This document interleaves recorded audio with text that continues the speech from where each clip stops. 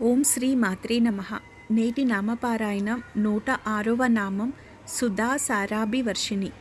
యోగ సాధనా ప్రక్రియలో కుండలిని శక్తి అనే అమ్మవారు సుషుమ్న మార్గాన్ని అనుసరించి షట్చక్రాలను ప్రచోదనం చేసి బ్రహ్మ విష్ణు రుద్ర గ్రంథులను విభేదన చేసి చిట్ట చివరకు సహస్రార కమలం చేరుతుంది.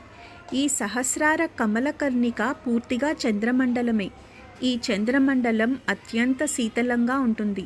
సహజంగా అగ్నితత్వమైన కుండలిని శక్తి అనే అమ్మవారు ఘనస్థితిలో శీతలంగా ఉండే చంద్రమండలాన్ని చేరగానే ఆ ఘనస్థితి కరిగి ద్రవస్థితి పొందుతుంది. అలా ద్రవస్థితిలోకి వచ్చిన ఆ చంద్రుని వెన్నెలనే అమృతం అంటారు. ఇలా అమృతతత్వాన్ని పొందుతుంది కాబట్టే దీన్ని సుధా సింధువు అంటే సుధాసాగరం అన్నారు. సహస్రారంలో చేరిన అమ్మవారి పాదస్పర్శ వల్లనే ఇవన్నీ జరిగేది. అమ్మవారి పాదస్పర్శ వలన ద్రవించిన అమృతం సహస్రారం నుండి ధారాపాతంగా వర్షింపబడుతుంది. ఈ అమృత వర్షాన్నే సుధాసార అంటారు. ఈ సుధాసారాభివర్షానికి కారకురాలు కాబట్టి అమ్మవారిని సుధాసారాభివర్షిణి అని అన్నారు. ధారాపాతంగా స్రవింపబడే ఈ సుధాధారలతో సుషుమ్నా మార్గం, దాంట్లోని షట్చక్రాలు, గ్రంథులు, సమస్త నాడీమండలం తడుపబడతాయి. ఈ విషయాన్నే సౌందర్యలహరిలో శంకరాచార్యుల వారు సుధాధారాసారై కుహరిణి అనే 10వ శ్లోకంలో వర్ణించారు. ఈ అమృత స్రవంతి నుండి షట్చక్రాలు గ్రహించే కిరణాల సంఖ్యలను కూడా క్షితౌ షట్పచాంచసత్ తవ పాదాంబుజ యుగం అని సౌందర్యలహరిలోని 14వ శ్లోకంలో తెలియపరిచారు.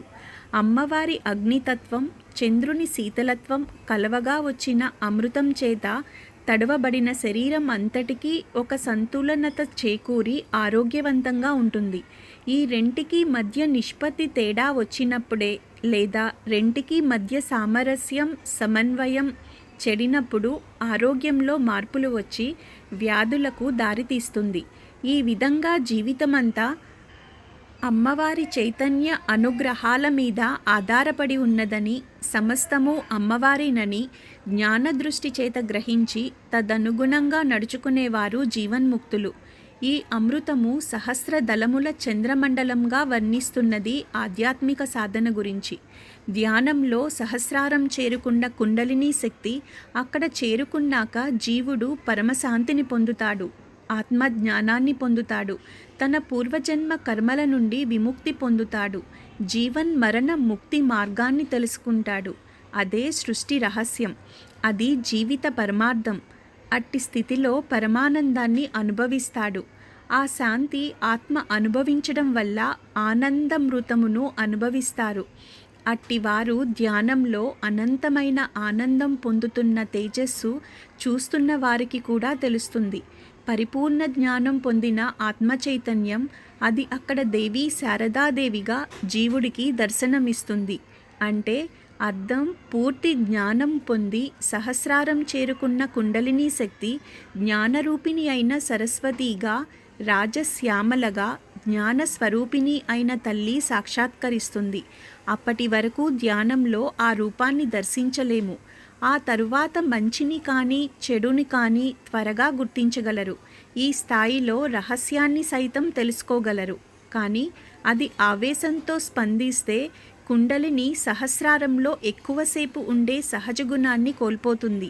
తరువాత సాధన మరింత కష్టమవుతుంది. అందువలన సహస్రారం తెలుసుకున్న కుండలిని సాధకులు చెడు ప్రవర్తన కలిగిన వారికి దూరంగా ఉండాలి. అమ్మవారిని లక్ష్మీ, సరస్వతి, పార్వతిగా ఈ స్థాయిలోనే దర్శనం కలుగుతుంది. సహస్ర కమలం యొక్క కర్ణిక నుండి అమృతధారలు వర్షిస్తాయి.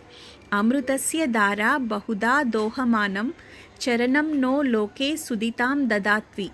ఆమె చరణకమలము అమృతధారలను వర్షించును. ఆ ధారలు లోకంలోని అన్ని దిక్కులకు వ్యాపించి మనకు తృప్తినిచ్చునుగాక. ఇంతవరకు చెప్పిన గ్రంథి భేదనానికి ఫలము ఇక్కడ వివరించబడుతోంది. పరమేశ్వరుడు ప్రకాశాంశ, పరమేశ్వరి విమర్శాంశ. ఆధార చక్రంలో నిద్రిస్తున్న కుండలిని రూపమైన పరమేశ్వరి సహస్రారం చేరి ప్రకాశాంశ అయిన పరమేశ్వరుణ్ణి కూడా సుధాధారలు వర్షిస్తుంది.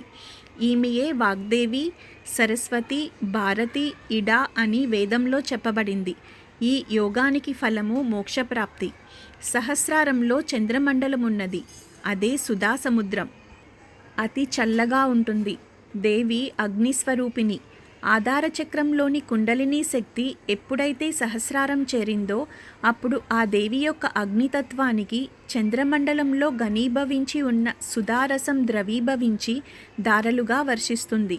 శరీరంలో చంద్ర అగ్నులు సమానంగా ఉన్నంత వరకే మానవుడి శరీరం ఆరోగ్యంగా ఉంటుంది. ఈ రెండింటిలోనూ తేడా వచ్చినట్లయితే మానవుడి ఆరోగ్యంలో కూడా మార్పు వస్తుంది.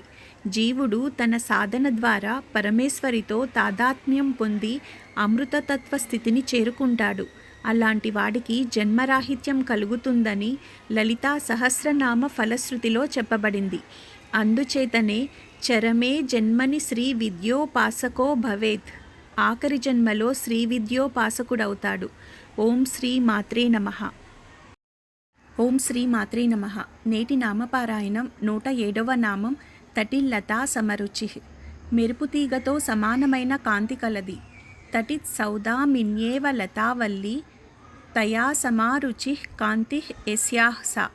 నల్లని మేఘముల మధ్య మెరుపుతీగ వలె ప్రకాశించేది. మానవ శరీరంలో ముఖ్యమైన నాడులు 3. అవి 1 ఇడ, 2 పింగళ, 3 సుషుమ్న. వీటిలో ఇడా పింగళ నాడులు ఒకదానితో ఒకటి పెనవేసుకుని ఉంటాయి. ఆ మధ్యన సుషుమ్న ఉంటుంది. ఇది ఆధార చక్రం నుంచి సహస్రారం దాకా వ్యాపించి నీలతో యద మధ్యస్థ ద్విద్యుల్లేకేవ భాస్వర.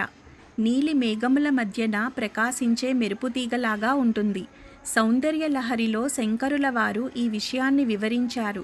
తటిల్లేకా తన్వీం తపనశశి వైశ్వానరమయీం నిషన్నాం షన్నామప్యపురి కమలానాం తవ కలాం మహాపద్మాటవ్యాం దితమల మాయేన మనసా మహాంతః పశ్యంతో దదతి పరమాహ్లాదలహరీం. మెరుపుతీగ వలె నుండునది. సహస్రారమునందు మహాపద్మాటవీలో ఉన్న నీ సాదాఖ్య కలను ధ్యానించు సజ్జనులు పరమానందమును పొందుతారు. కర్బన చాపదీపంలో 2 కర్బన కడ్డీలుంటాయి. వాటి మధ్య విద్యుత్ శకాన్ని కలుగచేస్తే వాటి కొనల మధ్య చాపంలాగా తెల్లగా మిరుమిట్లు గొలిపే కాంతి దీపం ఏర్పడుతుంది.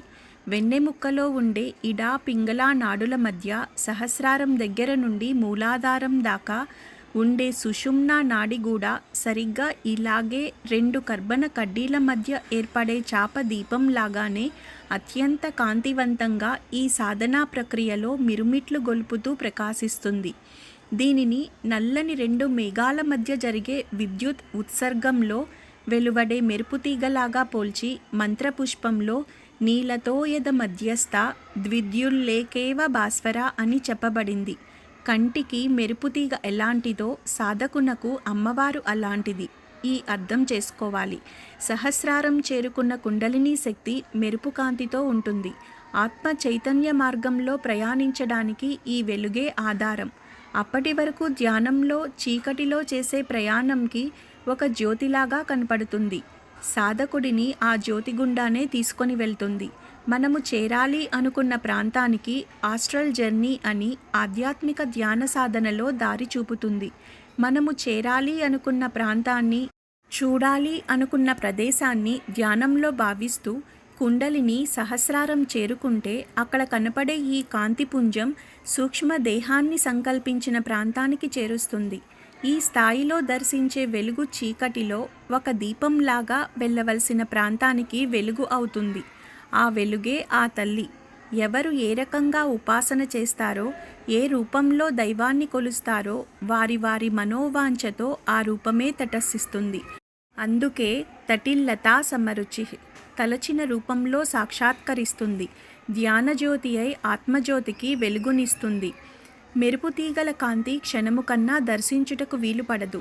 అదియును అత్యంత దూరంగా మెరిసినప్పుడే క్షణకాలము చూడనగును. అట్టి కాంతితో కూడిన శ్రీదేవిని చర్మచక్షువులతో చూడలేము. మహాత్ముల దర్శనమే చర్మచక్షువులకు దుర్లభము. ఒకవేళ అగుపించినను ఆ క్షణముననే కన్నులు గ్రుడ్డివగును. అంతఃచక్షువులను సాధనా మార్గమున పొందినవారు మహాత్ముల దర్శనం చేయవచ్చునేమో కానీ శ్రీదేవి దర్శనమును చేయజాలరు. ఆమె కాంతి నిరుపమానము. సృష్టి అందలి ఏ కాంతి అయినను ఆమె కాంతిలోని మచ్చుతునకయే. సమస్త దేవతాశక్తులు త్రిమూర్తి సహితముగా ఒక కాంతి నూహించినచో అది అమ్మ కాంతికి సమానము. ఆమె కాంతిపుంజమే విద్యుత్తు. మెరుపు వలె ప్రకాశించినప్పుడు సుదూరముగా చూడవచ్చును. అందులకే అమ్మ దర్శనమునకు ఆరాటపడుట కన్నా ఆమె పాదముల వేలి గోళ్ళ కాంతులను ముందు దర్శించుటకు సిద్ధపడవలెను. కాంతి దర్శనమునకు ముందు దానితో సరి సమానమైన శక్తిగల శబ్దగర్జన ఉండును. మెరుపు మెరయుటకు ముందు మహత్తరమగు శబ్దము వినిపించును. అటుపైన మెరుపుతీగ కనిపించును. మెరుపు గర్జనయే గుండె పగిలినట్లుండును. అట్టి సమయమున అమ్మ కనిపించుటకు ముందు ఎట్టి గర్జన ఉండవలెను? అమ్మ కనిపించుటకు ముందు వెలువడు గర్జనయే ఆమె సింహము యొక్క గర్జన. అమ్మతత్వము ఈ భూమిపై శైలపుత్రి రూపమున హిమాలయములో సంచరించుచుండునట. ఆమె సింహవాహినియట. ఆమె దర్శనమునకు ముందు మహాత్ములకు సైతము గుండె లదురునట్లు సింహ గర్జనము వినపడి సింహము కనపడునట. అప్పుడు మహాత్ములు అప్రమత్తులై చేతులు జోడించి కన్నులు మూసుకొని వారి ఆజ్ఞా కేంద్రమున గల 3వ కన్ను నుండి అమ్మను దర్శించి అమ్మ భాషణమును ఆదేశమును వినుదురట. విద్యుల్లత వలె మెరుపుతో కూడిన అమ్మ దర్శనము, భాషణము, స్పర్శనము చేయుట అనగా విద్యుత్తును స్పర్శించుటయే. విద్యుత్ సమానమైన కాంతి కలవారే విద్యుత్ స్పర్శనం చేయగలరు. అట్టి కాంతి దర్శనముతో ఎంతటి అజ్ఞానమైనను నశించునని తెలుపుటలో ఆశ్చర్యమేమున్నది? అది అతిశయోక్తి కానే కాదు. అమ్మ కాంతిని గూర్చి భావన చేయుటయే ఈ నామము యొక్క ముఖ్య ఉద్దేశము. అమ్మ కాంతి నూహింపుడు, భావింపుడు, శక్తి కొలది మీ యందు దర్శింపుడు. ఓం శ్రీ మాత్రే నమః. ఓం శ్రీ మాత్రే నమః. నేటి నామపారాయణం 108వ నామం షట్చక్రోపరి సంస్థిత. 1 మూలాధారము, 2 స్వాధిష్టానము, 3 మణిపూరకము, 4 అనాహతము, 5 విశుద్ధి చక్రము, 6 ఆజ్ఞాచక్రము. వీటిపైన ఉన్న సహస్రారమందుండునది. వీటిలో 2 చక్రముల తరువాత ఒక గ్రంథి చొప్పున గ్రంథిత్రయము కూడా ఉన్నది. ఆ గ్రంథిత్రయాన్ని కూడా దాటి సహస్రారంలో దేవి ఉంటుంది. సహస్రారము అనేది చంద్రమండలము. అదే సుధా సముద్రము. అక్కడ చింతామణి గృహంలో పంచబ్రహ్మాసనం మీద దేవి ఆసీనురాలై ఉంటుంది. సౌందర్యలహరిలోని 92వ శ్లోకంలో గతాస్తే మల్లిత్వం ద్రుహిణ హరి రుద్రేశ్వర భృతః శివ స్వచ్ఛఛాయా కపట ఘటిత ప్రచ్ఛృద పటః త్వదీయానాం వాసాం ప్రతిఫలన రాగారుణతయా శరీరీ శృంగారో రస ఇవ దృశాం దోగ్ధి కుతుకం. ఉపాసకుని సాధనలో కుండలిని శక్తి అనే అమ్మవారు సుషుమ్నా మార్గం గుండా మూలాధారాది షట్చక్రాలను అధిగమించి వాటన్నింటికీ పైన ఉన్న సహస్రార పద్మంలోని సుధాసాగరంలో, శ్రీనగరంలో, మణిద్వీపంలో ఉండే చింతామణి గృహంలో శివ పర్యంకం మీద హాయిగా స్థిరంగా ఉంటుంది కాబట్టి షట్చక్రోపరి సంస్థిత అని ఈ నామం చెప్పబడింది. ఎలా అయితే సూర్యభగవానుడు 7 అశ్వముల రథంతో సృష్టి క్రమాన్ని నడిపిస్తున్నాడో అలాగే షట్చక్రాలపైన సహస్రార చక్రంలో సుధాసాగరము మధ్యలో మణిద్వీపము అనే మండలంలో చింతామణి అనే గృహమునందు అమ్మవారు అధిష్ఠించి జీవుడి యొక్క కోరికలు అనే గుర్రాలకు బిగించి జీవన రథాన్ని నడుపుతుంది. సాధనలో సహస్రారం చేరుకోవడం అంటే అక్కడ ఆ తల్లి స్థిర నివాసం ఉండేలా చేయడం. ఇప్పటి వరకు తెలుసుకున్న నామార్థాలను ఆధారంగా చూస్తే సమస్త సృష్టి రహస్యము జీవుడిలోనే అంతర్గతంగా ఉన్నది. నీలో నువ్వు అన్వేషించి శోధించడమే ధ్యానం. సాధన మొదలుపెట్టే సమయంలో భగవంతుడిని చూడాలి, చూసేయాలి అన్న సంకల్పంతో ఎక్కడెక్కడో ఎన్నో ప్రయత్నాలతో మొదలు పెడతారు. ఆ ప్రయత్నంలోనే ఆధ్యాత్మిక ప్రయాణం మొదలవుతుంది. పూజలు, దీక్షలు, యాత్రలు అన్నీ మనసుని భగవంతుడి గురించి ఎక్కువగా ఆలోచించే విధంగా చేస్తుంది. భక్తికి క్రమశిక్షణ అనేది ఆ దశలో మొదలవుతుంది. ఆ తరువాత ఆ తపన అధికమైన భక్తుడు మనసుని ఎక్కువగా భగవంతుడి గురించి ఆలోచిస్తూ ఉండటం అలవాటు చేసుకుని అందులో ఆనందాన్ని పొందుతూ ధ్యాన సాధనలోకి వెళ్తారు. అలా తపనతో వెళ్ళిన వారికి మటుకే మనసు ధ్యానంలో నిలకడను ఇస్తుంది. ఆ భక్తి బీజం నీ మనసులో మొలక ఎత్తకుండా ధ్యానంలో ప్రవేశించలేరు. తపన, ఆ కోరిక భగవంతుడి గురించి తెలుసుకోవాలన్న శ్రద్ధతోనే సాధన మొదలుపెట్టిన సాధనలో ఇలా సహస్రారంలోనే నీలోనే భగవంతుడు ఉన్నాడు ఆత్మరూపంలో అన్న సత్యాన్ని తెలుసుకున్నాక భగవంతుడిని చూడాలి అని సాధన మొదలుపెట్టిన వాడు అంతటా భగవంతుడిని చూస్తాడు. అన్నీ భగవంతుడని తెలుసుకుంటాడు. నేను ఎవరు అన్న అన్వేషణ అంతా భగవంతుడా అన్నీ నీవే, అన్నీ నీవే సృష్టించేది, లయం చేస్తున్నది అన్నీ నీవే, ఆత్మ నాశనం లేనిది, శాశ్వతమైనది. అంటే శాశ్వతమైనది ఆ పరబ్రహ్మం ఒక్కటే, ఆ పరదైవమే అన్నిటా నిండి ఉన్నది అని తెలుసుకుంటారు. అమ్మ ఉంది, నాన్న ఉన్నారు, నాకేంటి భయం అన్న ధైర్యంలో కూడా ఆ భగవంతుడే ఉన్నాడు. అంటే ఊహ తెలిసిన రోజు నుండి, నీవు భూమిపైకి రాకముందు నుండి నీకు తోడుగా అన్నిటా నీతోనే జీవిస్తుంటారు. ఈ జీవిత సత్యాన్ని తెలుసుకున్న జీవుడు అప్పటి వరకు అన్నం పరబ్రహ్మ స్వరూపంగా భావించినవాడు అశుద్ధిలో కూడా ఉన్నది పరబ్రహ్మము. పండితుడు పామరుడు అందరి స్వరూపాల్లో భగవంతుడిని దర్శిస్తాడు. ఇన్ని రోజులు వెతికిన దైవరూపం సర్వాంతర్యామి అని తెలుసుకుంటాడు. ఆ తరువాత పరమశాంత స్వరూపుడై ఆత్మానందాన్ని అనుభవిస్తూ సహజ రాజయోగజంలో జీవిస్తుంటారు. ధ్యానంలో ఈ సహజ రాజయోగం ఉత్తమ సాధన అవుతుంది. దీని గురించి నేను చాలాసార్లు వివరించాను. ఆ స్థాయికి మనసుని నిర్మలమైన ధ్యాన సాధన వైపుకి మనసు లగ్నం చేసి నడిపించాలి. అప్పుడు ఆ తల్లి మణిద్వీపం కూడా నీలోనే ఉన్నది అన్న సత్యదర్శనాన్ని పొందుతారు. ఆ తపన, ఆరాటం మొత్తం శాశ్వత సమాధి స్థితిలో అమృతం వర్షిస్తూ ఉంటుంది. అప్పుడు దేవుడు ఇన్ని రూపాల్లో కనపడడు. ఒక్కటే రూపం, ఆత్మస్వరూపం, నిరాకారం, నిర్గుణరహితుడు భగవంతుడు. ఆ స్వరూపానికి రాగద్వేషం, మాన అభిమానం, బాధ, కోపం, ప్రేమ ఏ గుణం లేనివాడు, నిరాకారుడు, అన్నిటా నిండియున్న పరబ్రహ్మంగా తెలుసుకొని తాను అందులో భాగమైపోతాడు. అంటే అతను కూడా దైవ సమానుడు అయిపోతాడు. తనను తాను కోల్పోయి తనలోని దైవస్వరూపంలో కలిసిపోతాడు. ఇదే బ్రహ్మజ్ఞానం, పరబ్రహ్మను తెలుసుకోవడం. శ్రీదేవి స్వస్థానము సహస్రార పద్మమని తెలుపబడినది. ఆమె సహస్రార పద్మము నధిష్ఠించి మెరుపు వలె మెరయుచుండగా ఆ కాంతియే 6 చక్రములందు అవరోహణ క్రమమున అవతరించును. ఆ కాంతిననుసరించియే తెలివి, ప్రాణము వర్షించును. ఆ కాంతియే జీవుల అస్తిత్వము, తెలివి, ప్రాణము అను 3 అంశాలతో కూడిన శ్రీదేవి తత్వము సుషుమ్న నాడియందు సరస్వతీ నది వలె ప్రవహించుచుండును. ఆ ప్రవాహమున ఏర్పడు ఘట్టములు సృష్టియందు, మానవునియందు లోకములుగా ఏర్పడును. అవరోహణ క్రమమున పదార్థము సూక్ష్మతమము నుండి సూక్ష్మతరము, సూక్ష్మము స్థూలము అగుచుండగా అస్తిత్వ జ్ఞానము, ప్రాణము, తెలివి సన్నగిల్లుచుండును. ఇందు ఒక్కొక్క ఘట్టమునందు దేవి అంశలుగా జ్వాలామాలిని, మంత్రిని, వారాహి, శ్యామల, బాల ఇత్యాది దర్శనములగుచుండును. దేవి పరిపూర్ణ దర్శనం మాత్రం సహస్రారమునందే జరుగగలదు. ప్రాథమికంగా జరుగు దర్శనములు సాధకులకు రుచి కల్పించి ప్రోత్సహించును.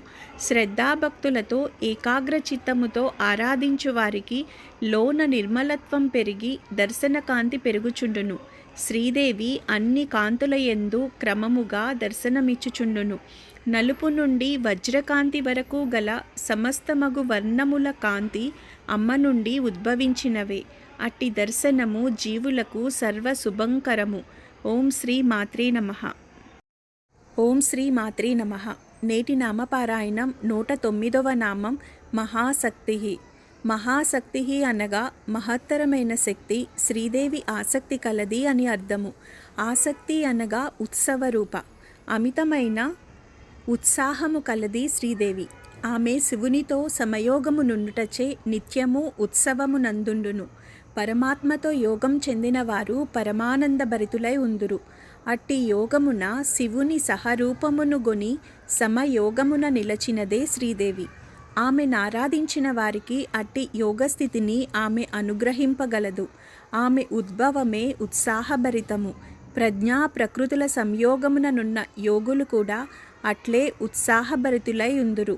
మేలుకొనినది మొదలు నిదురించు వరకు అట్టి ఉత్సాహముననే వారు జీవింతురు.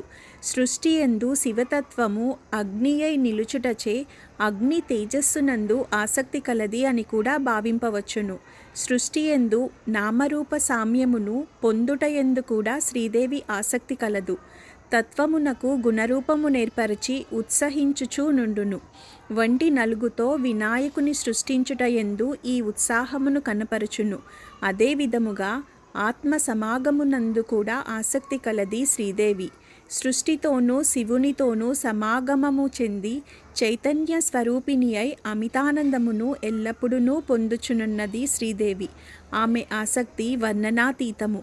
ఈ సృష్టిలో అన్నిటికన్నా విశిష్టమైన మహిమ కలిగిన వారు సదాశివ పరబ్రహ్మము. సృష్టి దేని ఆధారంగా ఉన్నది? ఆ శక్తి ఏంటి అని ప్రశ్న వేసుకుంటే, ఈ జగత్తుకు కారకుడు, జగత్తును సృష్టించినవాడు, జగత్తులో అంతర్యామిగా ఉన్నటువంటి వాడు, జగత్తును తనలోకి చక్కగా లీనం చేసుకునేవాడు ఎవరైతే ఉన్నారో అదే అతను సదాశివుడు. సృష్టి కారకులైనటువంటి బ్రహ్మమునందు ఆ జగన్మాతకు ఆసక్తి తప్ప ఇతరములైన వాటి మీద ఆసక్తి లేనిది అమ్మవారు. అమ్మవారు కుండలిని రూపంలో ఉంటుంది. ధ్యానంలో సాధన చేస్తున్నప్పుడు ఆ కుండలిని శక్తి రూపంలోని అమ్మవారు సహస్రారంలోని సదాశివుడిలో ఐక్యం అవ్వాలన్న ఆసక్తిగా ఉంటుంది. అంటే సాధకుడు సహస్రారం చేరుకోవాలన్న తపనతో ఉంటాడు. ఆ తపనతోనే సాధన సాగిస్తారు. అట్టి వారికి అన్ని ఆటంకాలు తొలగిస్తూ అమ్మవారు సహస్రారం చేరుకొని అక్కడ సదాశివునితో కలుస్తుంది. అట్టి స్థితిని కలిగి ఉండాలని ఆసక్తి కలిగిన తల్లి అని ఈ నామానికి అర్థము. ఒకరి మీద ఆసక్తి పెరిగిన కొద్దీ చివరికి పరాకాష్ఠగా ఇష్టం ఉండేవారికి, ఇష్టాన్ని పొందబడేవారికి దూరం భేదం తగ్గి ఐక్యమైపోతారు. బ్రహ్మంలో అటువంటి అభేద స్థితిని పొందినదిగా మహాశక్తి అనే నామంతో చెప్పబడింది.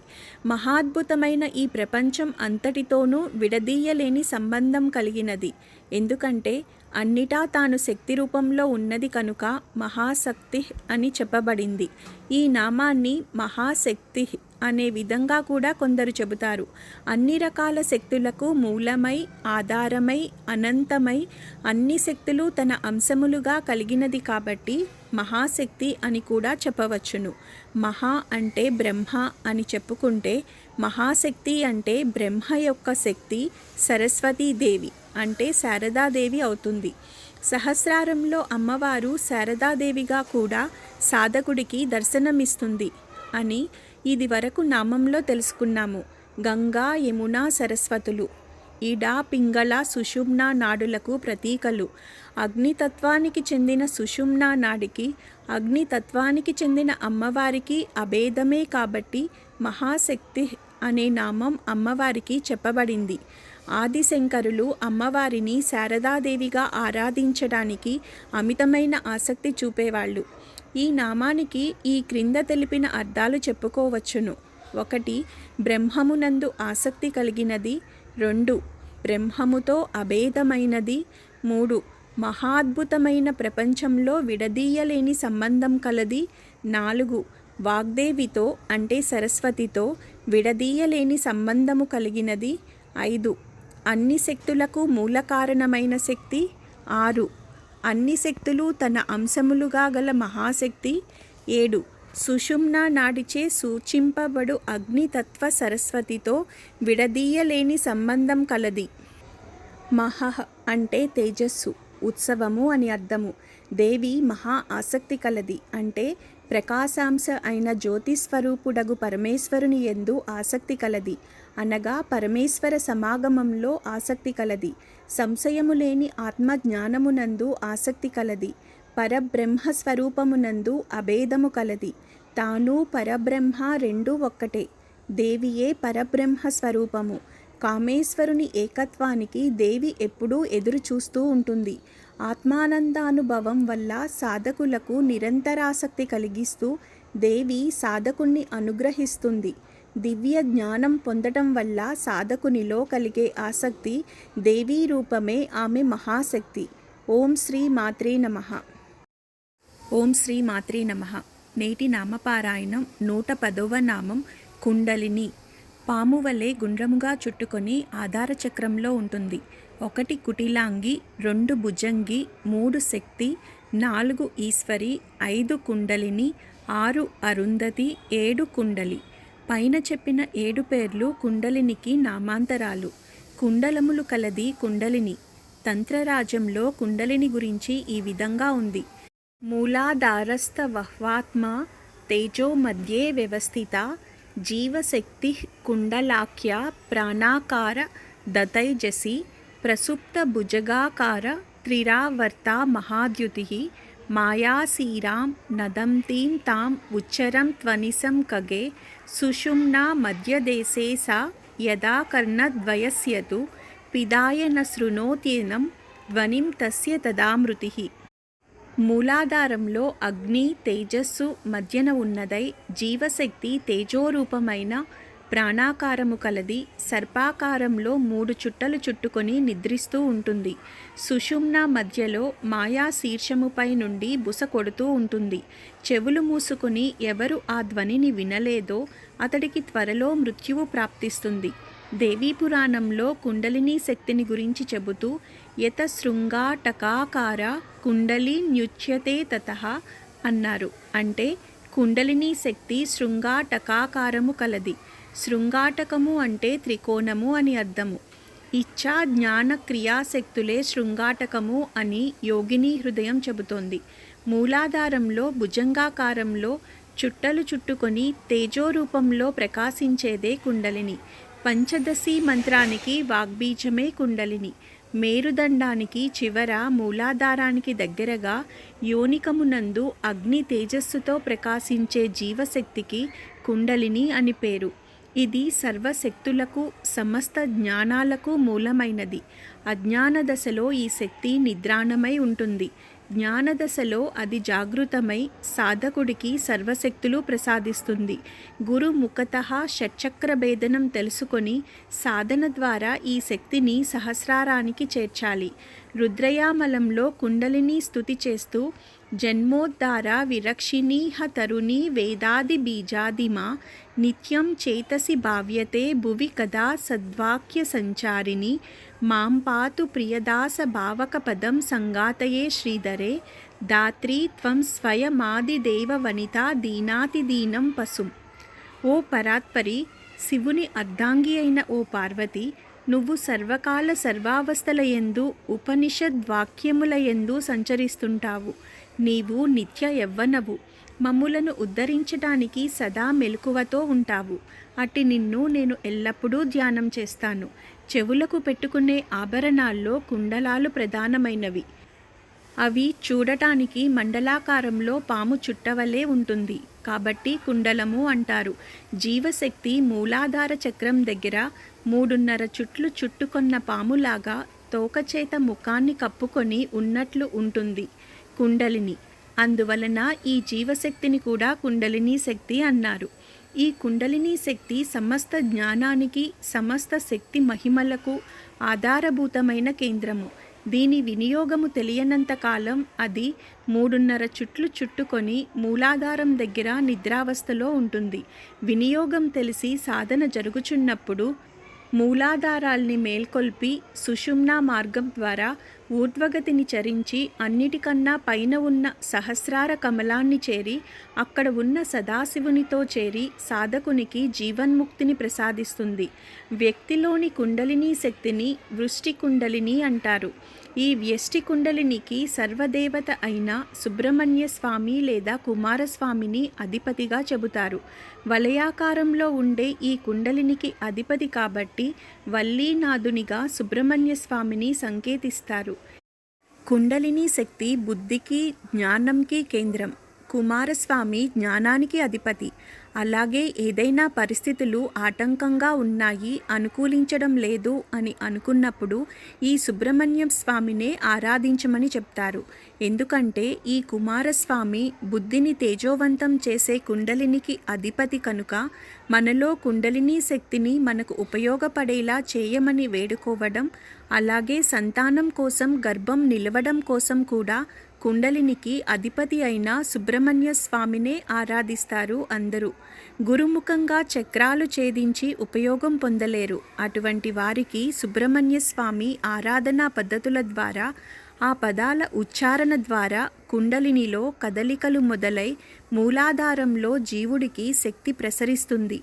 మంత్రం అనేది మనలోని నాడులు, మనలోని కుండలినిలో చలనం స్పందన కలిగించే విధంగా అమర్చబడి ఉంటాయి. అందుకే ఏది ఎందుకోసమో తెలుసుకొని ఉచ్చారణ చేయాలి. ఇక బ్రహ్మాండానికి ఉండే కుండలిని శక్తిని సమిష్టి కుండలిని అంటారు. ఈ సమిష్టి కుండలినికి అనంతుడు లేదా ఆదిశేషువును అధిపతిగా చెబుతారు. మనలో కుండలిని శక్తిని ఎలా కుమారస్వామి అధిపతిగా ఉండి రక్షిస్తున్నాడో, అలాగే సృష్టి యొక్క సమిష్టి కుండలిని ఆదిశేషుడు రక్షణగా ఉంటూ కాపాడతాడు. అంటే ఆయనకు అధిపతి అయిన మహావిష్ణువు రక్షకుడిగా ఉండి కాపాడుతుంటాడు. సృష్టికి ఆపద వాటిల్లినప్పుడు మహావిష్ణువు రక్షిస్తాడు. కుండలిని శక్తి సహజంగా వేడిగా అగ్నితత్వం కలిగినది. ఇడా నాడి చంద్రతత్వం, పింగళా నాడి సూర్యతత్వం, సుషుమ్నా నాడి అగ్నితత్వం కలిగినవి. ఈ మూడింటిని వరుసగా గంగా, యమున, సరస్వతి నదులతో సమన్వయిస్తారు. అంటే సరస్వతి అగ్నితత్వం కలిగినదన్నమాట. దీనిని బట్టి సరస్వతి అంటే వాగ్దేవత, కుండలిని శక్తి ఒకే తత్వం కలిగినవి. కాబట్టి కుండలిని శక్తి ప్రధానంగా వాక్కుకు సంబంధించిన శక్తి అవుతుంది. ఈ వాక్కు కూడా జ్ఞానానికి సంబంధించినది. కుండలిని సాధకుల యొక్క వాక్కు అమోఘం. వారి మాట వరంగా శాపంగా కూడా మారుతుంది. ఎందుకంటే వాగ్దేవత వారికి సాధన ద్వారా వాక్శుద్ధిని ప్రసాదిస్తుంది. నిత్యం సంస్కృత శ్లోకాలు పఠించే వారికి కూడా వాక్శుద్ధి లభిస్తుంది. సంస్కృతంలోని ప్రతి అక్షరం బీజమే. వాటికి అధిపతి సరస్వతి రూపంలో ఉన్న అమ్మవారు. ఈ సరస్వతి అగ్నితత్వంతో కుండలినిలో నివసిస్తుంది. ఈ సంస్కృత శ్లోకాలు పఠనం వల్ల ఆ శక్తి మనలోని మలినాన్ని తొలగించి ఎప్పుడూ వాక్కు స్వచ్ఛంగా ఉండేటట్టు వాగ్దేవి కరుణిస్తుంది. ఈ వాక్కుకు సంబంధించిన బీజాక్షరం ఐం. దాన్ని వాగ్భవ బీజం అంటారు.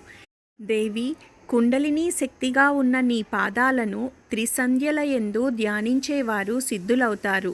ఓం శ్రీ మాత్రే నమః.